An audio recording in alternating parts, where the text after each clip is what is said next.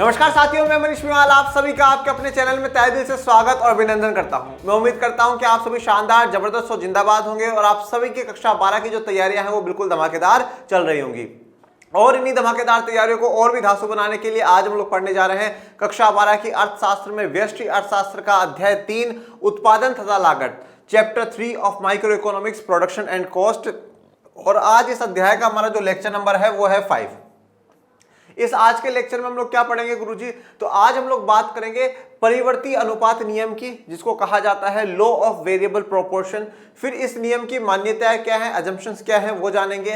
फिर जो वक्र है उनकी आकृतियां, उनके शेप्स के बारे में चर्चा करेंगे कि जो वक्र की आकृति बन रही है वो ऐसी क्यों बनती है, उस पर चर्चा करेंगे। फिर बात करेंगे रिटर्न टू स्केल और पैमाने का प्रतिफल। ठीक है, इसको कहा जाता है पैमाने का प्रतिफल का नियम या law of return to scale भी इस पर कहा जाता है। तो चलिए शुरू करते हैं आज के लेक्चर को।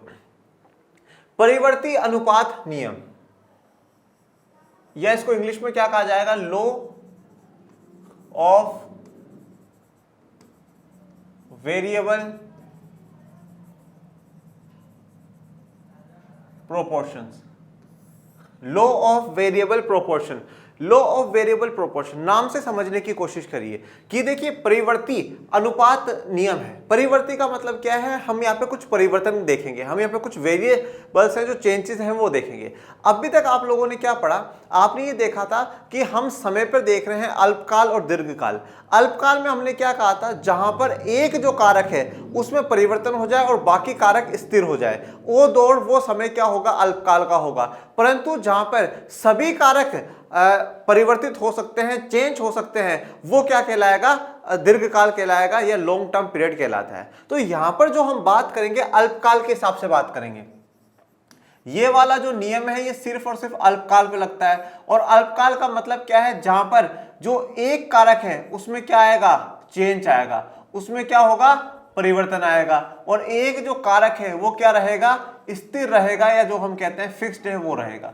तो यहां पर क्या कहा गया है, परिवर्ती अनुपात नियम, मतलब जो कारक में आप परिवर्तन कर रहे हो उसमें कितने अनुपात में परिवर्तन कर रहे हो, कितना जो चेंजेस है वो कर रहे हो, तो वो यहां पर दर्शाता है। और उसमें थोड़ा परिवर्तन करने के बाद कितना प्रभाव हमारे कुल उत्पाद पर, टोटल प्रोडक्शन पर पड़ता है, मार्जिनल प्रोडक्शन पर पड़ता है, एवरेज प्रोडक्शन पर कितना पड़ता है, वो आज हम जानेंगे। मतलब हम ये जो एक कारक को चेंज कर रहे हैं, एक फैक्टर में परिवर्तन लेकर करके आ रहे हैं, इस एक फैक्टर में परिवर्तन लाने के कारण किस अनुपात में जितना हम परिवर्तन लेकर के आ रहे हैं, उसके बाद हमारे कुल उत्पाद पर, टोटल प्रोडक्शन पे कितना प्रभाव पड़ रहा है, वो हम लोगों को जानना है। चलिए देखते हैं।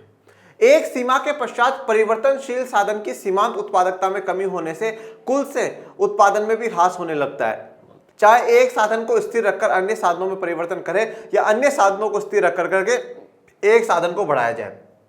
यहां पर बात को समझिएगा कि जो परिवर्तनशील साधन है, मतलब ऐसे साधन या ऐसे कारक जिनमें हम परिवर्तन कर सकते हैं। तो जनरली हम लोग किस में परिवर्तन कर सकते हैं, हम श्रम में परिवर्तन करते हैं। ठीक है, तो जो परिवर्तनशील साधन है उसमें क्या होगा कि एक सीमा के बाद, मतलब एक टाइम पीरियड के बाद, एक समय के बाद क्या होगा कि सीमांत जो उत्पादकता है उसमें कमी होना शुरू हो जाएगी और कुल उत्पादन में क्या है, ह्रास या जो गिरावट या डिप्लेशन कहते हैं वो आना शुरू हो जाएगा। ठीक है, यहां पे थोड़ा सा आपको डिफिकल्ट लग रहा होगा, मैं आपको आसान भाषा में समझा देता हूं। आसान भाषा में इस प्रकार से समझिए। देखो बच्चों, जैसे मैं आपको उदाहरण आज जैसे मान लीजिए हमारे ऑफिस का लर्निंग शेयर का देता हूं, उदाहरण को, कॉन्सेप्ट को समझने की कोशिश करिएगा। जैसे है ना, आज हम ये कहते हैं, जैसे हमारे पास जो फिक्स्ड है, फिक्स्ड कारक में कहता हूं कि आज हमारे पास मान लीजिए 4 कंप्यूटर हैं। कितने कंप्यूटर हैं, 4 कंप्यूटर है। ओके, और 4 कंप्यूटर है, और आज इन कंप्यूटर पे जो काम करने वाले जो व्यक्ति हैं, जो हम कहते हैं जो पर्सन है, ठीक है, वो कितने हैं, 2 हैं। ओके, ऐसा अपन एक उदाहरण ले रहे हैं, 2 पर्सन है और कंप्यूटर 4 है। अब हम ये क्या देख रहे हैं कि भैया एक कंप्यूटर पे एक व्यक्ति ही काम कर सकता है, दूसरे कंप्यूटर पे दूसरा व्यक्ति काम कर सकता है। मतलब 2 कंप्यूटर जो है वो भी हमारे पास खाली पड़े हैं। मतलब ऐसा है कि अगर जैसे हमने एक और श्रम बढ़ा दिया तो हमारा यूजफुल है, यहां पे हमारा मार्जिनल प्रोडक्ट भी बढ़ेगा, एवरेज प्रोडक्ट भी बढ़ेगा, टोटल प्रोडक्ट भी बढ़ेगा। क्यों बढ़ेगा, क्योंकि वो एक व्यक्ति आ जाएगा, वो और एक्स्ट्रा काम कर करके देगा। ओके, फिर मान लीजिए हमने एक और व्यक्ति बढ़ा दिया, ठीक है, तो और हमारा टोटल प्रोडक्ट बढ़ेगा, क्योंकि वो और ज्यादा प्रोडक्शन करेगा और काम करेगा। ठीक है।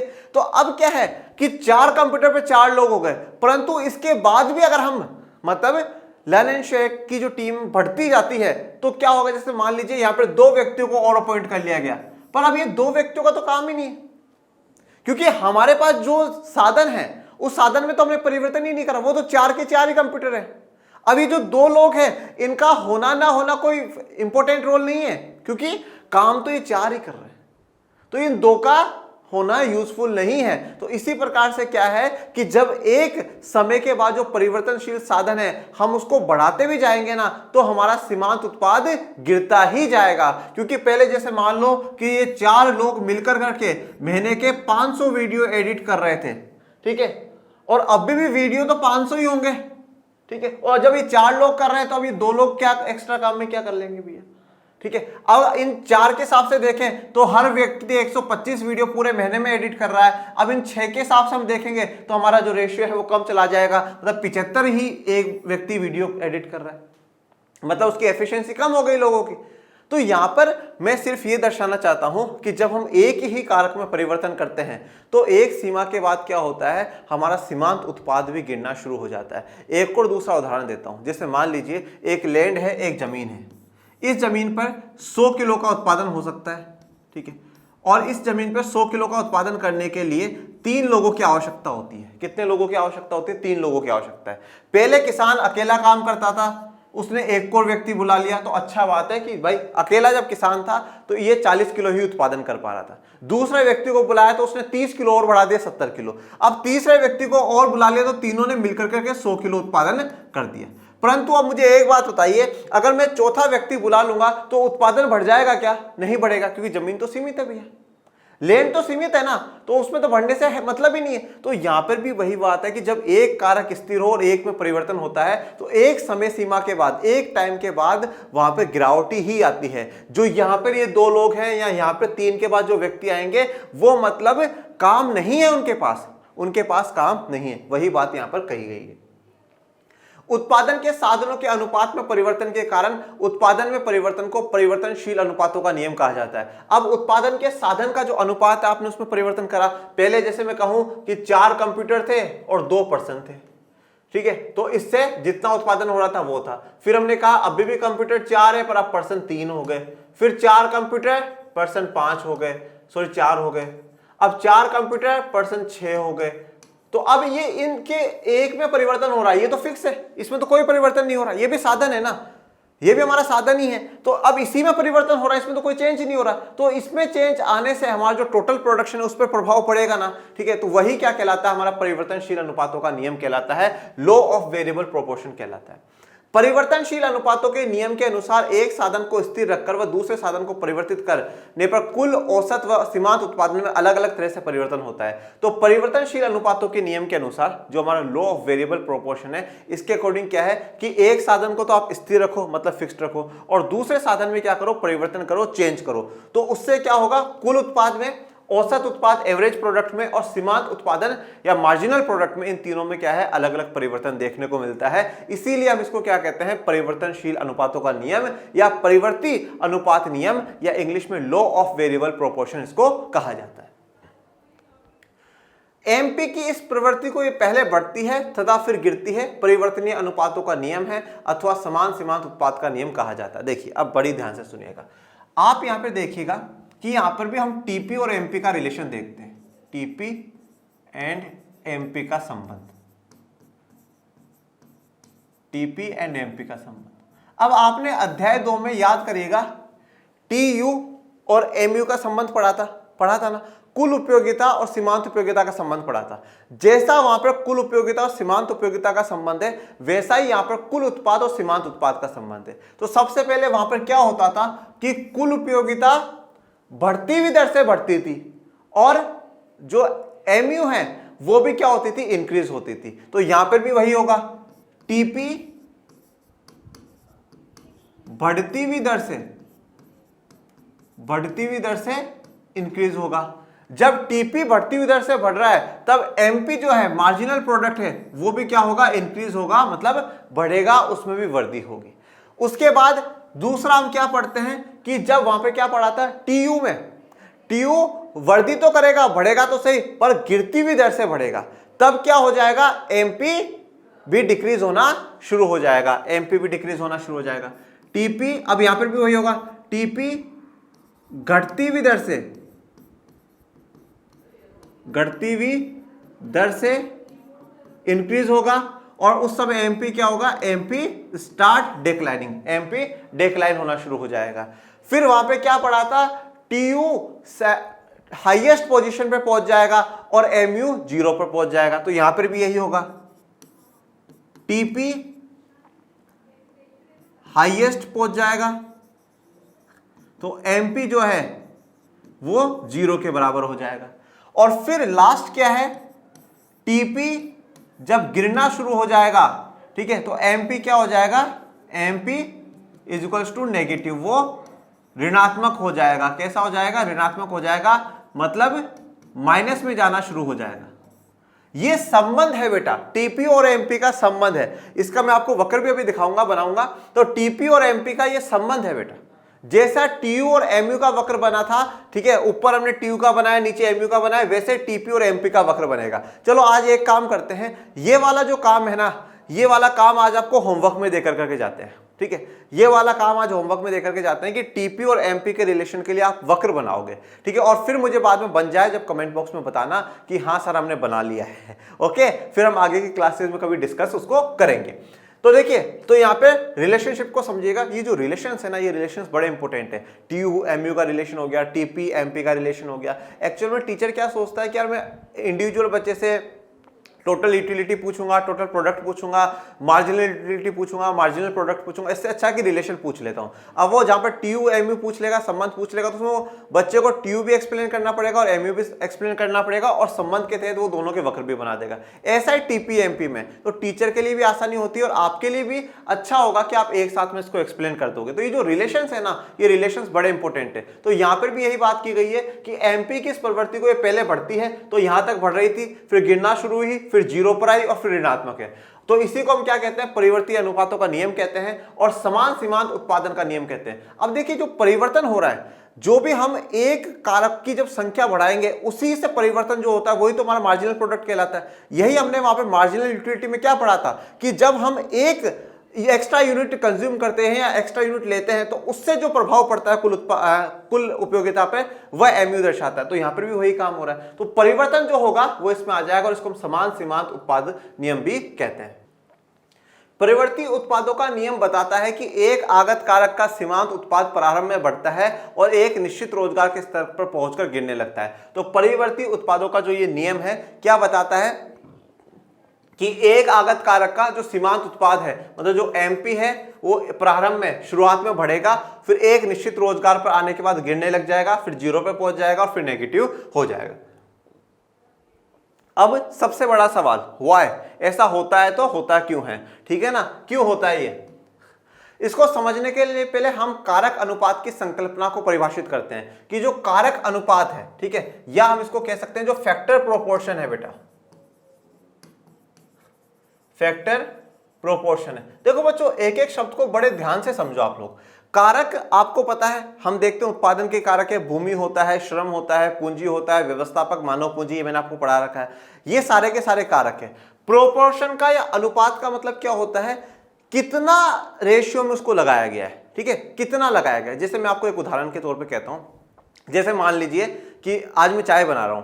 अब चाय बनाते समय क्या है कि जैसे मान लीजिए मुझे 4 कप चाय के बनाने, तो मैंने क्या करा, मैंने ये करा कि 2 कप मैंने पानी के डाले, 2 कप मैंने दूध के डाले। तो अब कोई मुझसे पूछे कि दूध किस अनुपात में डाला, तो मैंने बोलूंगा जितना मैंने पानी डाला है उतना ही मैंने दूध डाला है, मतलब 50-50% मैंने डाला है, ठीक है। फिर मैंने उसमें 4 चम्मच पत्ती की डाली, 2 चम्मच मैंने शक्कर की डाली। तो अब यहां पर अनुपात क्या हो गया, पत्ती का आधे में मैंने क्या है, शक्कर डाली। जितनी पत्ती डाली है, चाय पत्ती डाली, उससे आधा मैंने शक्कर डाला। ये अनुपात है, मतलब किस रेशियो में, किस अनुपात में हमें वो चीज मिल रही है। या जैसे मैं कहूं कि आज कोई व्यक्ति है, कोई एरिया है पूरा, उसमें टोटल जमीन है और किसी के हिस्से में इतनी जमीन आई, ये टोटल जमीन का सिर्फ और सिर्फ 10% है, तो मैं कहूंगा उसके हिस्से में पूरी जमीन का 10% या पूरी जमीन का 1/10 भाग उसको मिला है। तो ये अनुपात आ जाएगा, ये रेशियो या प्रोपोर्शन जो आते हैं वो आ जाएंगे बेटा। तो मतलब यहां पे क्या कहा गया, कारक अनुपात। अब जो आपके कारक हैं जिसमें आप एक में ही वृद्धि कर रहे हैं, तो कितना वृद्धि कर रहे हैं, कितना बढ़ा रहे हैं, एक को बढ़ा रहे हैं, दो को बढ़ा रहे हैं, चार बढ़ा रहे हैं, 8 बढ़ा रहे हैं, 10 बढ़ा रहे हैं, 20 बढ़ा रहे हैं, कितना बढ़ा रहे हैं। तो कारक अनुपात में ये जो परिवर्तन आता है उसको समझने से पहले कारक अनुपात की जो संकल्पना है इसको समझना बड़ा जरूरी है। कारक अनुपात उस अनुपात को बतलाता है जिसमें निर्गत उत्पन्न करने के लिए दो कारकों को संयोजित किया जाता है। अब वेरी इंपॉर्टेंट, ये पूछा जा सकता है बेटा, ये एनसीईआरटी का है, ये दूसरी किताब का नहीं है, ये वाली लाइन है। कारक अनुपात फैक्टर प्रोपोर्शन आपसे पूछ लिया जा सकता है कि कारक अनुपात क्या होता है। तो कारक अनुपात क्या है, उस अनुपात को बतलाता है निर्गत उत्पन्न करने के लिए जो दो कारक है उनको किस प्रकार से संयोजित करते हो। अब दो कारक कौन कौन से हो गए, एक तो अपना स्थिर कारक है और एक अपना परिवर्तीय कारक है। एक तो स्थिर कारक है और एक परिवर्ती कारक है, दो कारक है। अब जैसे मैं कहता हूं कि भैया 4 कंप्यूटर और 2 व्यक्ति, तो ये क्या हो गया, ये एक हमारा कारक है, कारक अनुपात हो गया, जहां पे मैं 4 तो कंप्यूटर इस्तेमाल कर रहा हूं, 2 व्यक्तियों का इस्तेमाल कर रहा हूं। फिर मैं यहां पे कहता हूं 4 कंप्यूटर 3 व्यक्ति, तो ये एक मेरा क्या हो गया, कारक अनुपात हो गया। फिर मैं कहता हूं 4 कंप्यूटर 4 व्यक्ति, ये कारक अनुपात हो गया। 4 कंप्यूटर 5 व्यक्ति, ये मेरा कारक अनुपात हो गया। मतलब मैं जो टोटल प्रोडक्शन करना चाहता हूं, निर्गत का मतलब क्या है, आउटपुट, तो जो मैं टोटल आउटपुट लाना चाहता हूं, जो टोटल उत्पादन करना चाहता हूं, उस उत्पादन के लिए मैं दो कारकों को किस किस अनुपात में लेता हूं, उसको क्या कहा जाएगा बच्चों, फैक्टर प्रोपोर्शन या कारक अनुपात कहा जाएगा। जैसे हम एक कारक आगत को स्थिर रखते हैं तथा दूसरे में निरंतर वृद्धि करते हैं तो कारक अनुपातों में परिवर्तन आ जाता है। तो जो एक आगत है, एक जो इनपुट है वो स्थिर रहेगा, ठीक है, और बाकी दूसरे में हम क्या करेंगे, परिवर्तन करेंगे, तो उससे अनुपातों में परिवर्तन आ जाएगा। ठीक है, आ रहा है ना, यहां पे 4 है, यहां पे 2 है, फिर इसमें 4 3, तो परिवर्तन है, ये तो सेम है पर इधर से तो चेंज हो रहा है, तो ये चेंज आ जाएगा, 4 2 4 3 4 4 4 5। अब इसमें तो क्या होगा, बढ़ोतरी होगी, इसमें थोड़ी गिरावट आना शुरू हो जाएगी, फिर ये डाउन चला जाएगा। प्रारंभ में जैसे जैसे हम परिवर्ती आगत की मात्रा में वृद्धि करते हैं, कारक अनुपात उत्पादन के लिए अधिकाधिक उपयुक्त होता जाता तथा सीमांत उत्पाद में वृद्धि हो जाती है। तो शुरुआत में तो जैसे जैसे हम परिवर्ती आगत को, जो वेरिएबल इनपुट है, उसको जैसे जैसे बढ़ाएंगे, जैसे हम श्रम की संख्या बढ़ाते जा रहे हैं, तो क्या होगा, जो उत्पाद है वो बढ़ेगा, लगातार बढ़ता जाएगा और सीमांत उत्पाद भी बढ़ेगा। तो जैसे मैंने कहा था, टीपी जब इंक्रीजिंग हो रहा है तब एमपी भी क्या होगा, इंक्रीज होगा। ठीक है, और टीपी इंक्रीज क्यों हो रहा है, टीपी इंक्रीज क्यों हो रहा है बच्चों, क्योंकि हमने लेबर को बढ़ाया और एक लेबर के बढ़ने से मार्जिनल प्रोडक्ट बढ़ रहा है, और मार्जिनल प्रोडक्ट बढ़ेगा तो टोटल प्रोडक्ट भी बढ़ेगा ही बढ़ेगा। परंतु प्रयोगकर्ता के एक विशेष स्तर के पश्चात उत्पादन प्रक्रम परिवर्ती आगत के साथ अत्यंत अस्त व्यस्त हो जाता है। परंतु एक स्तर, एक लेवल पर पहुंचने के बाद बच्चों सब कुछ अस्त व्यस्त हो जाता है और फिर गिरावट आना शुरू हो जाती है। मतलब जो हमने जो संबंध पढ़ा था, TP increase at increasing rate और एमपी ऑल्सो इंक्रीज, फिर then TP increase at decreasing rate, MP begins decline, TP become the highest, MP becomes 0 और TP becomes decline और MP becomes negative। ठीक है ना, ये वाला है। तो यहां पर, यहां तक तो ठीक है, ये वाला भी ठीक है। अब यहां से गिनना शुरू हो गया, ठीक है, और फिर 0 आ जाएगा, फिर वो नेगेटिव ही चला जाएगा। तो ये जो पूरा आपने पढ़ा है, जो कारक अनुपात में परिवर्तन हो रहा है और उसके कारण जो कुल उत्पाद में चेंज आता है, इसी को परिवर्ती अनुपात का नियम कहा जाता है या लॉ ऑफ जो वेरिएबल प्रोपोर्शन है वो कहा जाता है। ठीक है, ये आज हमने एक और लॉ पढ़ लिया है। ठीक है, तो जैसे कभी ये महसूस नहीं होना चाहिए कि हम साइंस वालों से पीछे हैं, नहीं नहीं, आप भी कह सकते हो, कोई अगर आप पे लॉ ऑफ न्यूटन फेंके तो आप भी लॉ ऑफ डिमांड फेंक देना है। ठीक है ना, तो अपन 8 सालों को पीछे नहीं रहना है। ठीक है, अपन भी लॉ पढ़ लेंगे और जो वो वाला जो लॉ होता है ना जिससे देश चलता है, वो वाला लॉ तो अपन ही पढ़ते हैं। ठीक है ना, तो वो वाला लॉ भी आप पढ़ सकते हो आगे भविष्य में जाकर के, क्लेट वलेट के एग्जाम देवा करके LLB कर सकते हैं। ठीक है ना, तो वो लॉ भी है। ठीक है, तो बाकी अभी 12th में तो ये 3-4 जो लॉ हैं ये डाल देना, law of demand, law of supply, law of variable proportion, law of return to scale, ऐसे नियम गिना देना। कुछ बच्चे ऐसे भी हैं जिन्होंने साइंस मैथ ले रखा है, बायो ले रखा है और उनके पास इकोनॉमिक्स ऑप्शनल में है, और वो बच्चे भी इकोनॉमिक्स की क्लासेस अभी क्लास पे लेते हैं। बड़ी खुशी की बात है, बड़ी अच्छी बात है। कुछ बच्चे के मुझे उसमें नाम याद भी है, ठीक है। तो अच्छी बात है, आप पढ़िए, इकोनॉमिक्स को पढ़िए, जानिए, और जितना जानेंगे उतना ही अच्छा है, ठीक है। तो इसलिए लो आप अब एक दूसरे पे डाल सकते हैं, साइंस वाला एक लो फेंके, आप दूसरा लो फेंक दो, ठीक है। तो ऐसे अपने आप को कमजोर महसूस नहीं करना कि हमारे पास लो नहीं है सर, हमारे पास लो बहुत है बेटा, चिंता मत करना। चलिए अब आ जाइए इस लो की मान्यता, अजम्पशंस पढ़ लेते हैं। Assumption of law of variable proportion, क्योंकि बिना मान्यताओं के तो नियम चल ही नहीं सकता, और ये मान्यताएं क्या है, वह शर्तें हैं जिनके आधार पर नियम खड़ा हुआ है, नहीं तो वो खड़ा ही नहीं हो सकता। तो इसलिए इन मान्यताओं को जानना जरूरी है। पहला, उत्पादन का एक साधन परिवर्तनशील होता है जबकि अन्य साधन स्थिर रहता है। देखिए यहां पर पहली जो मान्यता है आपको ये मानकर करके चलनी है कि एक साधन परिवर्तनशील होगा, मतलब एक साधन में परिवर्तन होगा, बदलाव होगा, और एक साधन जो है स्थिर रहेगा, ठीक है ना। तो ये कहां पर होगा, वहीं लागू होगा जहां पर एक साधन में परिवर्तन हो रहा है और एक में नहीं हो रहा। मतलब सीधी सी बात है, ये वाला जो नियम लागू होता है वो कहां होता है, अल्पकाल में ही लागू होता है। कहां होता है, अल्पकाल में ही होता है, दीर्घ काल में ये वाला नियम लागू नहीं होता है, ठीक है। क्यों, क्योंकि दीर्घ काल में तो सभी के सभी जो कारक होते हैं वो परिवर्तनशील होते हैं, तो यहां पर तो एक को स्थिर रखना जरूरी है, परंतु कोई सा स्थिर है ही नहीं यहां पर। उत्पादन के साधनों के अनुपात में परिवर्तन संभव है, और उत्पादन के जो साधन है उसके अनुपात में परिवर्तन संभव है। जैसे हमने देखा 4, 2, 4, 3, तो इस प्रकार से उत्पादन में अनुपात में परिवर्तन संभव है। परिवर्तन साधन की सभी इकाइयां समरूप होती है, और जो परिवर्तन हम जो कर रहे हैं उन साधन की जो सभी इकाइयां समरूप होगी, मतलब इक्वल होगी, सेम होगी। इसका मतलब यह है जैसे आप जो लेबर लेकर करके आ रहे हैं और जो लेबर पहले काम कर रही थी उस जैसी ही लेबर होगी, मतलब वह उतना ही प्रोडक्शन आपके लिए कर करके दे सकती है, उतना ही काम आपके लिए वो करेगी। उत्पादन की तकनीक में कोई परिवर्तन नहीं होता, तो जो उत्पादन की तकनीक है, टेक्नोलॉजी है, उसमें कोई चेंज, उसमें कोई परिवर्तन नहीं होगा। यह नियम केवल अल्पकाल में ही लागू होता है, तो ये वाला जो नियम है अल्पकाल में ही लागू होता है। ये आपको स्टार्टिंग में ही समझना जाना चाहिए था, क्योंकि वो कह रहा है कि एक परिवर्तनशील होगा और एक स्थिर रहेगा। तो अल्पकाल में, अल्पकाल की क्या पहचान, एक साधन परिवर्तन और दूसरा साधन स्थिर रहता है, ठीक है, यही अल्पकाल की पहचान है। ओके,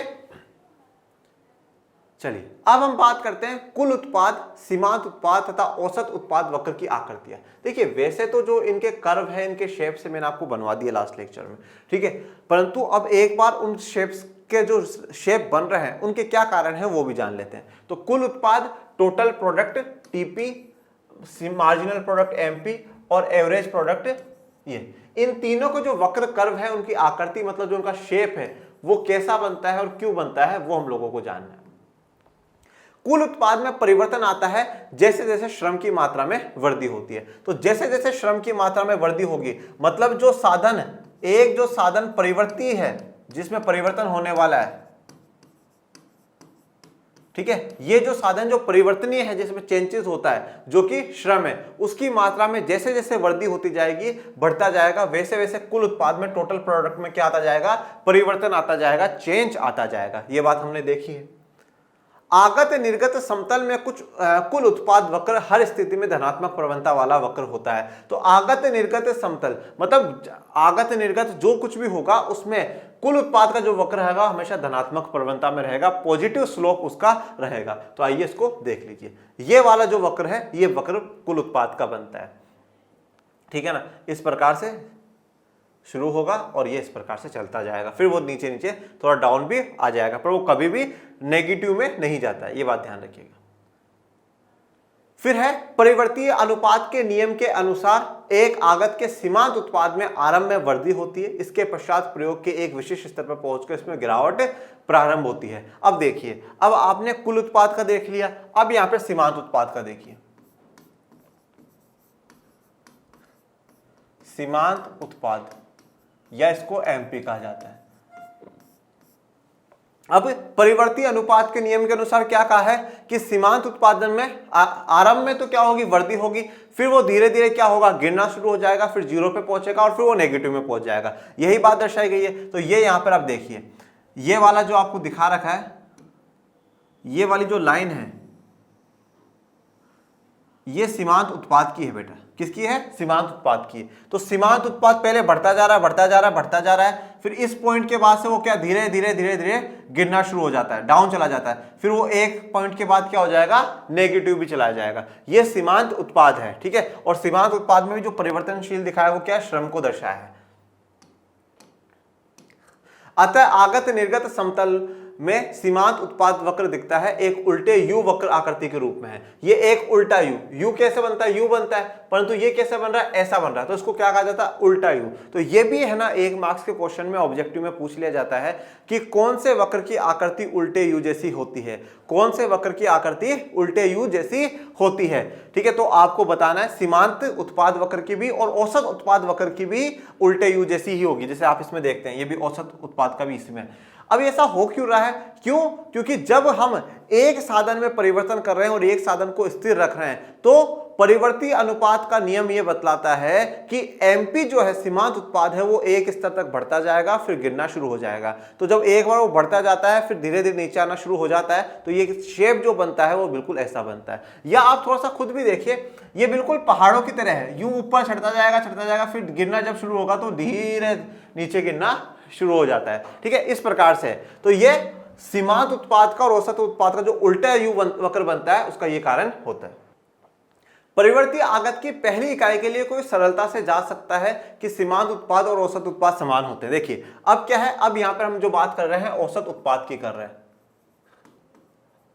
एवरेज जो प्रोडक्ट है उसकी बात कर रहे हैं, औसत उत्पाद की बात अब हम लोग कर रहे हैं। तो परिवर्ती आगत की जो स्टार्टिंग का टाइम पीरियड है उसमें हम देख सकते हैं सीमांत उत्पाद और औसत उत्पाद दोनों समान होते हैं। देखिए सीमांत उत्पाद भी बढ़ रहा है और औसत उत्पाद भी बढ़ रहा है, दोनों ही जो लगातार है वो दोनों ही क्या करते जा रहे हैं, बढ़ते जा रहे हैं। अब जैसे जैसे हम आगत की मात्रा में वृद्धि करते हैं तो सीमांत उत्पाद में भी वृद्धि होती है। अब जैसे जैसे हम आगत की मात्रा बढ़ाते जाएंगे तो एमपी भी इंक्रीज होगा। देखिए मेरी बात बड़े ध्यान से सुनिए, अगर आपकी एक यूनिट बढ़ाने से एमपी में जो चेंज आता है उसका प्रभाव किस पे पड़ता है, टीपी पे पड़ता है। और टीपी के बाद जो हम एपी निकालते हैं, एपी कैसे निकालते हैं, total TP divided by total number of labour, इसी से तो निकालते हैं ना, इसी से निकालते हैं। तो मतलब सब पर प्रभाव डालने वाला जो है वो एमपी है, सब पर जो प्रभाव डालने वाला है वो एमपी है। तो यहां पर इसकी भी देखिए तुलना होती है, रिलेशनशिप जो दर्शाया जाता है ना वो टीपी और एमपी का दर्शाया जाता है, एपी और एमपी का दर्शाया जाता है। ठीक है, इस प्रकार से रिलेशन दर्शाया जा रहा है, क्योंकि एमपी बड़ा इंपॉर्टेंट है। हर एक के बढ़ने घटने पर क्या प्रभाव टीपी पे पड़ता है और टीपी पे जो प्रभाव पड़ेगा उसका एपी पर भी पड़ेगा ही पड़ेगा। तो ये कह रहा है कि जब हम आगत की मात्रा में वृद्धि करते हैं, मतलब लेबर को बढ़ा रहे हैं, तो जो सीमांत उत्पाद है उसमें वृद्धि हो रही है। सीमांत उत्पाद में वृद्धि हो रही है, इसका मतलब है एवरेज प्रोडक्ट में भी वृद्धि हो रही है भैया। सीधी सी बात है ना, एक व्यक्ति के आने के बाद अगर उत्पादन बढ़ गया, मतलब टोटल उत्पादन बढ़ गया, भाई जैसे पहले मान लो 10 लोग मिलकर के 100 वस्तु बना रहे थे, आज 11वां व्यक्ति आते ही 120 वस्तु बनने लगी, मतलब एक व्यक्ति के आने पे 20 वस्तु एक्स्ट्रा बढ़ी, टोटल उत्पादन भी बढ़ा है। अब आप एवरेज देखोगे, यहां पे जो एवरेज आएगा वो 10 आएगा, यहां पर आप एवरेज देकर के देखो तो 11 समथिंग कुछ 11 के अराउंड आएगा, बढ़ा है ना। तो सीधी सी बात है, सीमांत उत्पादों के औसत होने के कारण औसत उत्पाद में भी वृद्धि होती है, परंतु सीमांत उत्पाद की तुलना में कम वृद्धि होती है। अब सीमांत उत्पादों के औसत होने के कारण, ठीक है, तो औसत उत्पाद में वृद्धि होगी, परंतु सीमांत उत्पाद की तुलना में कम वृद्धि होती है। अब यहां पर जैसे मैं बताऊं, अब एमपी में तो कितनी है, 20 है, क्योंकि उस एक व्यक्ति के आने से 20 बढ़ा है, परंतु औसत पहले 10 था और अब 11 है। वृद्धि औसत में भी हुई है, परंतु वो क्या हुई है, कम हुई है सीमांत की तुलना में। तब एक बिंदु के पश्चात सीमांत उत्पाद में गिरावट आनी प्रारंभ हो जाती है। तो तब एक बिंदु में क्या होगा, सीमांत उत्पाद के बाद गिरावट। ये वाला जो पॉइंट है ना, इस वाले पॉइंट पे क्या हो रहा है बेटा, दोनों सीमांत उत्पाद और औसत उत्पाद टकरा जाते हैं, और इसके बाद सीमांत उत्पाद गिरना शुरू हो जाता है और औसत उत्पाद इसके ऊपर से निकल जाता है। जब तक सीमांत उत्पाद का मूल्य प्रचलित औसत उत्पाद के मूल्य की तुलना में अधिक रहता है तो औसत उत्पाद में वृद्धि होती रहती है। देखिए क्या कहा गया, जो सीमांत उत्पाद का जो मूल्य है वो औसत उत्पाद के मूल्य की तुलना में अधिक रहेगा, तो औसत उत्पाद में भी क्या होती रहेगी, वृद्धि होती रहेगी। एक बार सीमांत उत्पाद में पर्याप्त रूप से गिरावट आ जाने पर इसका मूल्य प्रचलित औसत उत्पाद की तुलना में कम हो जाता है और बाद में औसत उत्पाद में गिरावट आरंभ हो जाती है। इसीलिए औसत उत्पाद का भी जो वक्र बनता है वो भी उल्टे यू की तरह ही बनता है। तो ये औसत उत्पाद का वक्र है आपका, तो ये भी कुछ इस प्रकार से बन रहा है, तो ये भी उल्टा यू ही हो जाएगा, और उसका भी कारण वही है जो कि सीमांत उत्पाद का है। अब हम बात कर लेते हैं पैमाने का प्रतिफल। किसकी बात कर रहे हैं, पैमाने का प्रतिफल, या इसको कहा जाता है return to scale. Return to scale. देखिए एक बात हमेशा ध्यान रखिए, कोई भी व्यापारी, कोई भी उद्योगपति अगर किसी भी चीज का उत्पादन कर रहा है तो इस उद्देश्य से करता है कि साहब मुझे उस पर कुछ अच्छा रिटर्न्स मिले, अच्छे रिटर्न्स मिले। इसको रिटर्न टू स्केल जो कहा जा रहा है वो यही है कि हमें कुछ अच्छा रिटर्न उस पर मिले, उस पर हमें बेनिफिट होना चाहिए, उस पर हमें प्रॉफिट होना चाहिए। पहली बात तो ये। दूसरी बात ये है कि आपके दिमाग में भी ये सवाल आ रहा होगा कि सर अभी जो आपने हमें पढ़ाया परिवर्ती अनुपातों का नियम जो पढ़ाया बड़ा अच्छे से हमें समझ में आ गया, बात क्लियर हो गई हमारे कि जब एक कारक में परिवर्तन कर रहे हैं और दूसरे को स्थिर रख रहे हैं तो उत्पाद में जो परिवर्तन आ रहा है उसको परिवर्ती अनुपात नियम कहते हैं। मतलब सीधी सी बात है कि अल्पकाल वाली जो कंडीशन है ना उसमें जो भी परिवर्तन होगा उसको परिवर्ती अनुपात नियम के अनुसार हो रहा है। परंतु गुरुजी एक बात बताओ, अगर कोई व्यक्ति दीर्घकाल में काम कर रहा हो, मतलब सभी कारक वहां पे परिवर्तन हो, तब क्या होगा? तब वहां पे कौन सा नियम लगेगा? तब वहां पे कौन सा कानून लगेगा? तब हम कहते हैं बच्चा वहां पे law of return to scale या पैमाने का प्रतिफल का नियम लगता है। ठीक है, पैमाने का प्रतिफल का नियम दीर्घकाल की स्थिति में लगता है जहां पर सभी जो कारक हैं या सभी जो साधन हैं वो कैसे हैं? परिवर्तनीय हैं। सभी कारकों में क्या हो सकता है? परिवर्तन हो सकता है, चेंज हो सकता है। ठीक है, तो यहां पर हम दीर्घकाल की बात पढ़ेंगे। अब भी हमने अल्पकाल की स्थिति को जाना है, अब हम लोग दीर्घकाल जो है उसकी स्थिति को जानेंगे। परिवर्ती अनुपातों का नियम इसलिए आविर्भूत होता है क्योंकि जब कारक अनुपातों में परिवर्तन होता है तब एक कारक स्थिर रखा जाता है तथा दूसरा बढ़ाया जाता है। अब परिवर्ती अनुपात नियमों में क्या है? एक कारक को बढ़ाया जा रहा है और दूसरे को स्थिर रखा जा रहा है। मतलब इसमें सीधा सा आप कह सकते हो कि परिवर्ती अनुपात नियम सिर्फ और सिर्फ कहां लागू होता है? अल्पकाल पर लागू होता है। और जब अल्पकाल पर लागू होता है तो फिर दीर्घकाल की भी तो सोचनी पड़ेगी और दीर्घकाल के लिए फिर आता है पैमाने का प्रतिफल। यदि दोनों कारकों में परिवर्तन हो तो क्या होगा? मतलब एक प्रकार से जो सभी कारक है उनमें परिवर्तन हो जाए तब फिर क्या होगा? सही बात है ना, जब सभी कारक जो है उनमें अगर परिवर्तन है, जो दो, देखिए एक्चुअली में दो कारक क्यों कहा जाता है? क्योंकि मैंने आपको पहले भी कहा है कि या तो हम श्रम की बात करते हैं या पूंजी, इन्हीं में जनरली क्या होते हैं? परिवर्तन होते हैं। पूंजी में ऑलमोस्ट सब कुछ आ जाता है, भूमि भी, मशीनें भी, पैसा, टक्का, सब कुछ आ जाता है। इन दो में तो हम अल्पकाल में तो सीधा श्रम में बदलाव कर रहे हैं। ठीक है, तो यहां पर अगर ये दोनों कारकों में परिवर्तन होगा तो क्या होगा? ध्यान रखिए कि ऐसा सिर्फ और सिर्फ दीर्घकाल में ही हो सकता है। क्यों? क्योंकि भैया वहीं ये लिखा हुआ है कि सभी कारक परिवर्तनीय होंगे। दीर्घकाल में एक विशेष स्थिति होती है जब दोनों कारकों को समान अनुपात में बढ़ाया जाता है अथवा कारकों को स्केल अप किया जाता है। तो दीर्घकाल में ऐसी स्थिति होती है जब दोनों कारकों को समान अनुपात में, मतलब बराबर के अनुपात में बढ़ाया जाता हो और मतलब उनको स्केल अप करा जाता हो, मतलब उनको इंक्रीज करा जाता हो।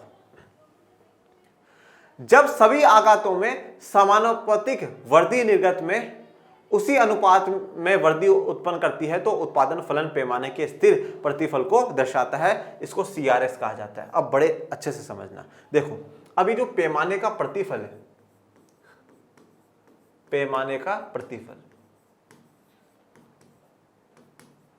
इस पैमाने के प्रतिफल में आप ये कह रहे हैं कि हमारे जो सभी साधन है हम उनमें परिवर्तन कर रहे हैं। ठीक है, सीधी सी बात। अब सभी साधनों में परिवर्तन जो आपने करा है, मतलब जितना साधन में परिवर्तन हुआ है उसके बराबर ही अगर निर्गत में परिवर्तन हो जाए, निर्गत में परिवर्तन हो जाए, जितना आपने साधन में परिवर्तन करा है उतना ही अगर निर्गत में परिवर्तन हो जाए तो इसको हम लोग क्या कहते हैं? CRS कहते हैं बेटा। CRS का मतलब क्या होता है? Constant return to scale, constant return to scale या स्थिर पैमाने का प्रतिफल। मतलब क्या है? स्थिर है, ना तो हमें फायदा हुआ ना हमें नुकसान हुआ, क्योंकि जितना हमने आगत बढ़ाया उतना ही हमें प्रॉफिट भी मिल रहा है, उतना उससे मिल गया। मतलब मान लीजिए एक प्रकार से मैंने जितना खर्चा, मान लीजिए 1000 का खर्चा करा तो 1000 मुझे मिल गया, भाई अपना काम बराबर का हो गया, बेस्ट चल रहा है। ये दूसरी कंडीशन क्या हो सकती है? साधन में जो परिवर्तन है वो कम है और निर्गत में जो परिवर्तन है वो ज्यादा है। मतलब इस प्रकार से हुआ कि जितना हमने साधन में परिवर्तन करा है उसकी ज्यादा इफेक्टिव हमें उसमें निर्गत में फायदा हुआ है। मतलब मान लीजिए लगाए 100 रुपए मिले 500 रुपए, तो बढ़िया बात है ना। तो यहां पर इसको क्या कहा जाएगा? इसको IRS कहा जाएगा। IRS, increasing return to scale, increasing return to scale. और तीसरा क्या होता है? जब साधन में जो परिवर्तन करा है वो ज्यादा है और निर्गत में जो परिवर्तन करा है, निर्गत में जो चेंज आया है वो कम है, तो इस वाली कंडीशन में क्या होगा, डीआरएस होगा। डीआरएस का मतलब क्या होता है,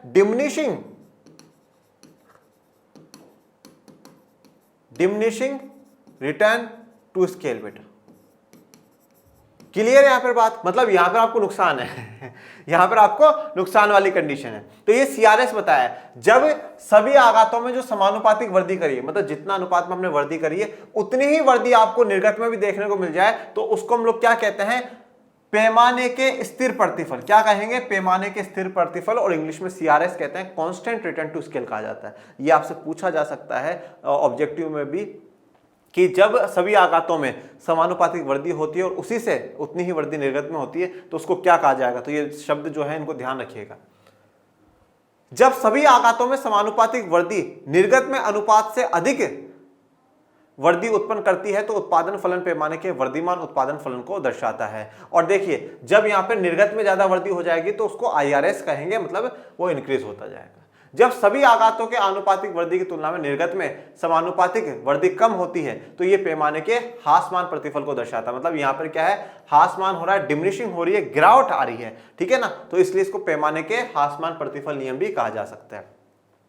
ह्रासमान पैमाने का प्रतिफल तब होता है जब सभी आघातों के आनुपातिक वृद्धि की तुलना में निर्गत में समानुपातिक वृद्धि कम होती है। मतलब जितने हमने आघातों में वृद्धि करी है उसकी तुलना में निर्गत में उतनी वृद्धि नहीं होती है, तो उस समय क्या है, पैमाने के ह्रासमान प्रतिफल वहां पर लागू होता है, वहां पर अप्लाई होता है। तो इसलिए इसको ह्रासमान पैमाने का प्रतिफल नियम भी कभी कभार कहा जा सकता है।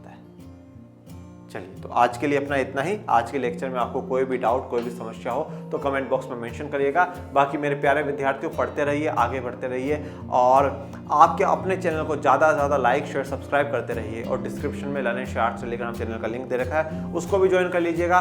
और मिलते हैं फिर नेक्स्ट लेक्चर में, तब तक के लिए थैंक यू सो मच। जय हिंद, जय भारत।